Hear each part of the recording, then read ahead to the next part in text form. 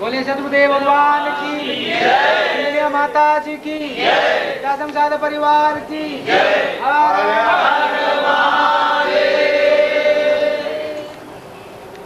बैठिए।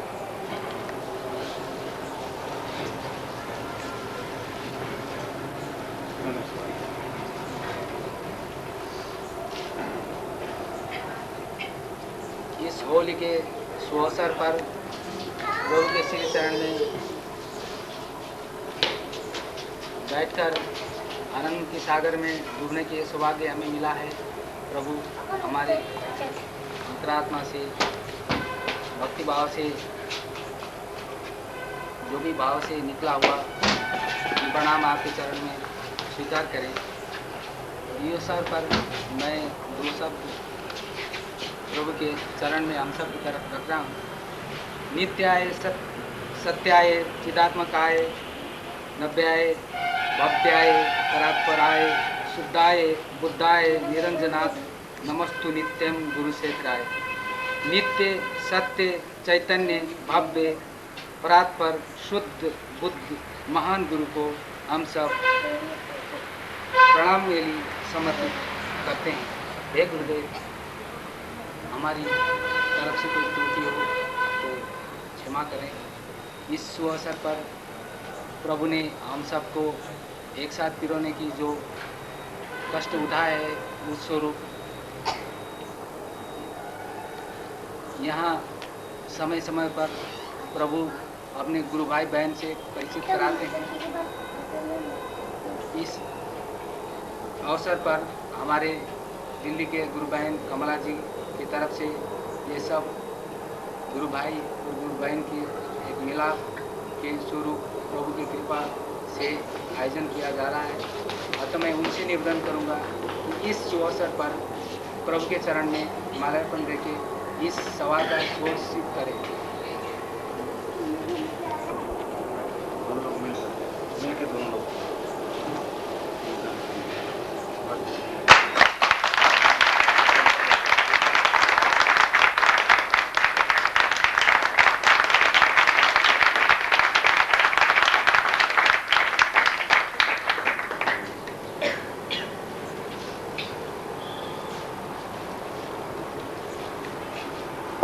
इस अवसर पर मैं ये कहना चाहूँगा कि हमारे गुरु भाई अरविंद जी का आज जिनका जन्मदिन है, हम सब की तरफ और प्रभु की तरफ से उनको ढेर सारी आशीर्वाद मिले, ऐसे ही प्रभु के चरण में निवेदन करते हैं।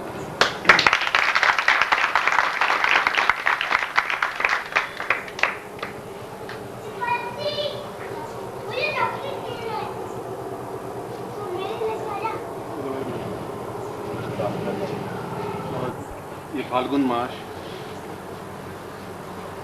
और ये दिन जिनको हम होली के नाम से विभूषित करते हैं, कहते हैं होली शब्द बहुत बाद में हुआ।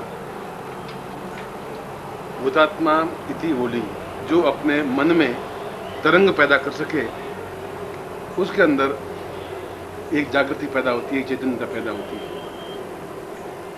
जो अपने अंदर एक लहर पैदा कर सके, एक खुशी पैदा कर सके, एक प्रसन्नता पैदा कर सके। इसलिए हुतात्मा का मतलब है कि अंदर जो कुछ हमारे अंदर है, जो दबा हुआ है, प्रसन्नता, आह्लाद, खुशी, वह सब बाहर निकलने की क्रिया और स्पष्टता के साथ बाहर निकलने की क्रिया को होली कहते हैं। और कई हजार वर्षों से ये नहीं कोई हिरण्यकश्यप पैदा हुआ या उसको जलाया या होली को जलाया, उसी से होली तो पुराणों में भी वर्णन है। और किसी भी दिन होली मना सकते हैं, मगर यदि उसमें हमारे चेहरे पर एक प्रसन्नता का आह्लाद पैदा करने वाला हो, हम अंदर एक आह्लाद पैदा करें। और दूसरी बात, ये जो महीना होता है, बसंत प्रारंभ हो जाता है, पतझड़ खत्म हो जाता है, जो पीले पत्ते होते हैं पेड़ों के सब झड़ जाते हैं, नई कौंपलें आ जाती हैं, न गर्मी होती है, न सर्दी होती है, न बरसात होती है, एक वसंत ऋतु बहने लगती है, धान की कटाई हो जाती है, किसान फ्री हो जाते हैं और सारी आदमी में एक प्रसन्नता आ जाती है। किसान खुश हो जाते हैं, मेरे घर में धान आ गया। गरीब आदमी खुश हो जाता है कि अब कोई सर्दी गर्मी नहीं है। आम आदमी अंदर प्रसन्नता का अतिरेक करता है कि अब मेरे मन में एक जोश है, एक उमंग है, एक जवानी है, एक ताकत है। इन सारी चीज़ों की क्रिया को लेकर के जो शब्द बना है वह होली है। होली किसी चीज़ को जलाने की क्रिया या कोई उसकी बहन को पूतना को जला दिया इसलिए होली या कृष्ण, वो नहीं है, ऐसा शब्द शास्त्रों में नहीं है। और यदि इन दिनों में भी अंदर तरंग पैदा नहीं हो सके तो साल और पैदा हो ही नहीं सकती। इसमें भी अगर लहर, हिलोर, खुशी नहीं पैदा हो सकती तो फिर जिंदगी में पैदा होगी भी नहीं, फिर तो बेकार जीवन है। और ऐसे बेकार जीवन जीने वाले करोड़ों हैं या 100 में से 98 हैं जो उनके जीवन का उद्देश्य ही नहीं, लक्ष्य ही नहीं है, केवल स्वार्थमय है। और स्वार्थ में जीवन होता ही नहीं है। मैं ऐसा नहीं कह रहा हूँ आप परमार्थ बन जाए, मगर ऐसा भी कहता हूँ स्वार्थी भी नहीं बने। बिल्कुल एक बीच में जब खड़े रहेंगे तब आपके चेहरे पर प्रसन्नता प्राप्त हो पाएगी। स्वार्थी आदमी के चेहरे पर प्रसन्नता नहीं आ सकती और परमार्थी आदमी के चेहरे पर भी प्रसन्नता नहीं आ सकती। साधु संन्यासी के चेहरे पर प्रसन्नता आ ही नहीं सकती। अगर सही अर्थ में साधु है तो बिल्कुल गंभीर रहेगा, आएगा नहीं, इसलिए कि अंदर कुछ है ही नहीं, उसको हिलोर नहीं पैदा हो सकती। और स्वार्थी आदमी बिल्कुल एक ही बात सोचेगा, कैसे मैं इसको लूटूं, कैसे ठगूं, उसके अंदर हिलोर नहीं पैदा हो सकती। इन दोनों के बीच में खड़े होने की क्रिया को होली कहते हैं। जहाँ मेरे मन में किसी प्रकार कोई स्वार्थ नहीं है, लालच नहीं है, वहाँ घर लुटाने की क्रिया भी नहीं है। और ऐसा गाइड है जो आपके अंदर हुतात्मा जागृत कर सके।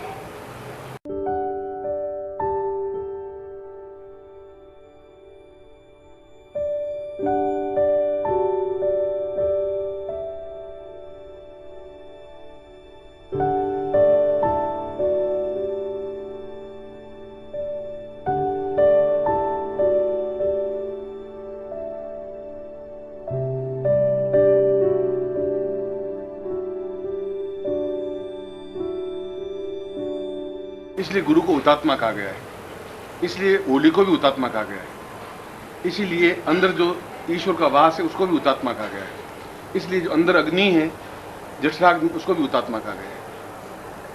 हुत का मतलब आहुति देना, आहुति देने का मतलब है बाहर जो प्रसन्नता की चीज है वो अंदर लेना, उसको व्यक्त करना है।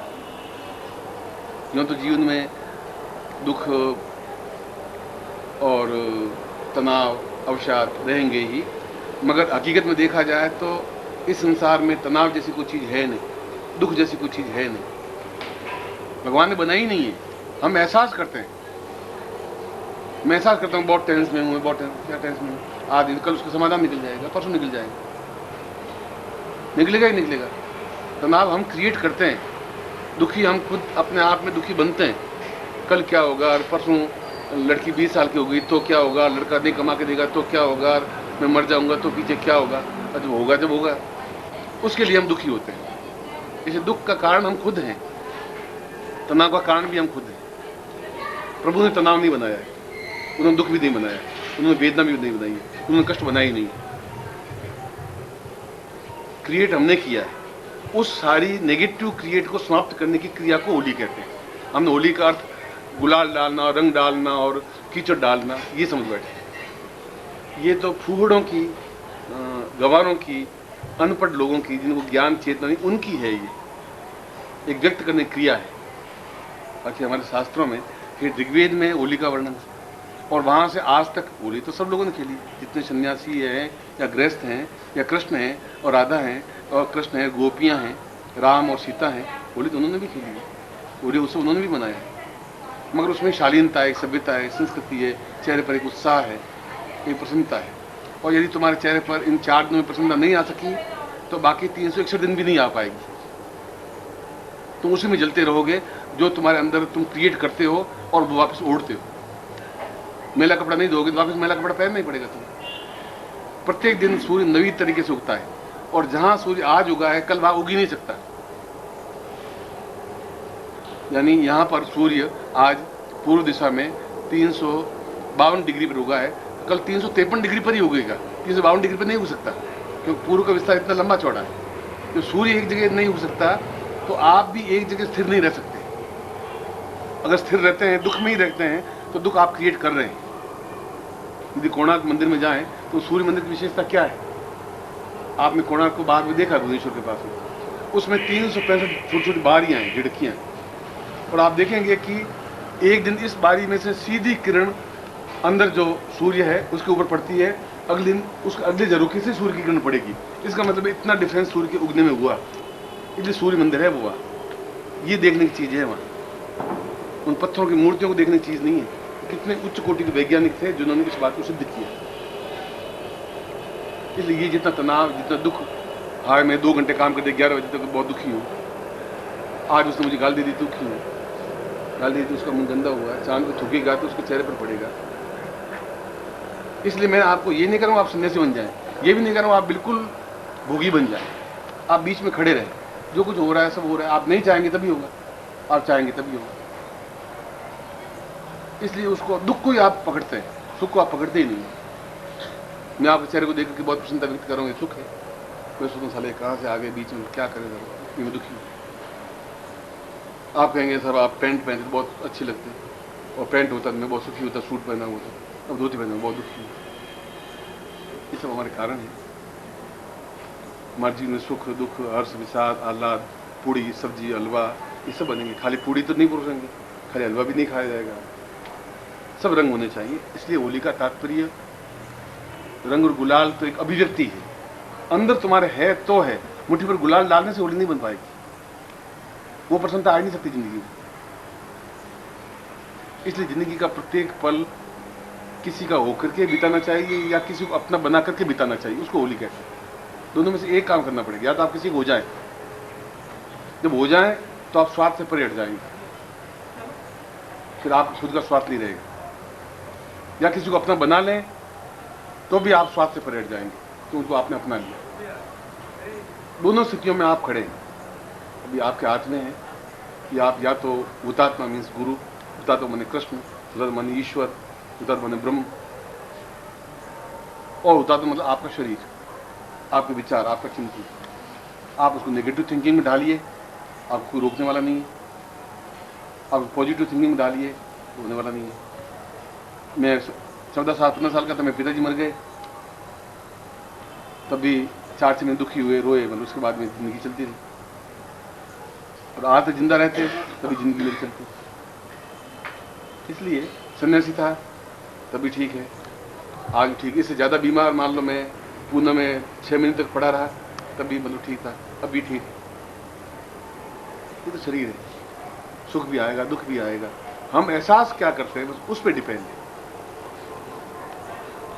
और जो एहसास करते हैं वही क्रिया हमारे शरीर को नेगेटिव थिंकिंग और पॉजिटिव थिंकिंग में लाएगी, उसी से हमारा पूरा साल कटेगा। होली अपने आप को एक विश्लेषण करने की क्रिया है, एक सोचने की क्रिया है, रीथिंकिंग करने की क्रिया, मुझे साल कैसे बिताना है, रोते हुए, कलपते हुए, दुखी होते हुए, दुख देते हुए, या प्रसन्नता के साथ मुस्कुराते हुए, चल चलाते हुए, क्षण भर रुककर, क्योंकि सारे काम निबट चुके होते हैं। इसमें फसल कट चुकी होती है, तनख्वाह आ चुकी होती है, फाइनेंशियल ईयर खत्म हो चुका होता है, सर्दी खत्म हो चुकी होती है, गर्म खत्म हो जाती है, पतझड़ खत्म हो जाता है, ठंडी शीतल बयार शुरू हो जाती है। वहां भी आप गर्मी के अंदर तपते हुए जैसे रहें, ये जीवन का मकसद है, ये जीवन का लक्ष्य है, जिसको हम नहीं समझ पा रहे हैं, जो समझने की क्रिया है। इसलिए आपके चेहरे पर जो आज से महीने भर पहले की रेखाएं थी, वो विषाद कल भी सुबह मैं आपको देखूंगा तो मैं आपको मरा हुआ ही समझूंगा। मैं कहां से आपको सजीव कहां से देखूंगा, जिंदा आपको देखूंगा कहां से। कुछ चेंज आप में आएगा आपके चेहरे पर, अंदर जो कुछ है वो चेहरे पर दिखे। चेहरा देखते मालूम पड़ जाएगा कि आदमी धोखेबाज है, भला है, बुरा है, आज इसमें खुशी है, प्रसन्नता है, अभिव्यक्ति है, नहीं है, ये चीज। इसलिए इस होली के पर्व पर जैसे इसने नित्याय सुधाय प्रबुद्धाय श्लोक बोला है, इसका मतलब है नित्यम नवीन बने, नित्यम शुद्ध बने, नित्यम प्रबुद्ध बने। और मैं कहता हूँ आप घोर स्वार्थी बने, और मैं आपको कहता हूँ घोर परमार्थी बने। मैं आपको घोर साधु भी नहीं बना रहा हूँ और घोर ग्रस्त भी नहीं बना रहा हूँ। और ये विचार इस प्रकार के भारतवर्ष में कोई विचार स्पष्ट कर नहीं पाता। या तो कहेगा तू सन्यासी बन, या तुमसे छीनेगा, या तुम्हें मूर्ख बनाएगा, या तुम्हें कुछ करेगा। न ऐसा मेरे मानस में है, न रहा है जिंदगी में। जो जिंदगी में शुरू में पकड़ रहा है वो आज भी पकड़ है, और भगवान कृष्ण भी पकड़ते थे। अब उनको आप पकड़ कहें या अच्छा कहें या